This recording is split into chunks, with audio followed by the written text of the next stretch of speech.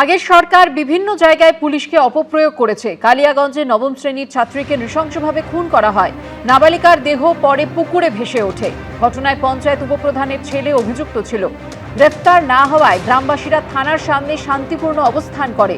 পরে পুলিশ জোর করে দেহ সরিয়ে নিয়ে যায়। গ্রামের একটি অনুষ্ঠানে এসেছিলেন রাজবংশী যুবক মৃত্যুঞ্জয় বর্মন। নাবালিকা খুনের ঘটনায় মৃত্যুঞ্জয়ের জ্যাঠামশাইকে পুলিশ খোঁজ করতে আসে। জ্যাঠামশাইকে বাড়িতে না পেয়ে সরাসরি মৃত্যুঞ্জয়কে গুলি করে খুন করে।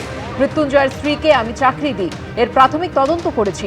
কালিয়াগঞ্জের ঘটনায় এসআই মুয়াজ্জেম হোসেনকে সাসপেন্ড করা হলো।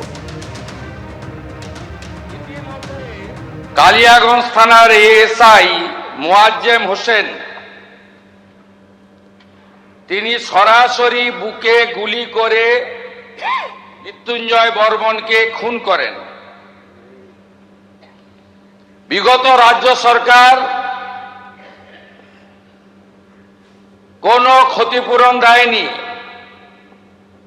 আমি তৎকালীন বিরোধী দলনেতা ছিলাম, অ্যাটেন্ডেন্ট পেতাম। আমি মৃত্যুঞ্জয় বর্মনের স্ত্রীকে অ্যাটেন্ডেন্টে কাজ দিই, পরবর্তীকালে পার্মানেন্ট হয়ে যায় 12 মাস পরে। আমরা ক্ষমতায় আসার পরে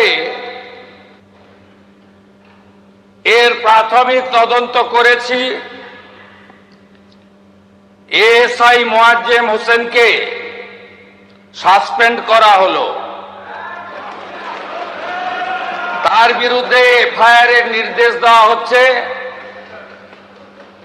এবং প্রয়োজন হলে আরো কঠোর ব্যবস্থা নেওয়া হবে।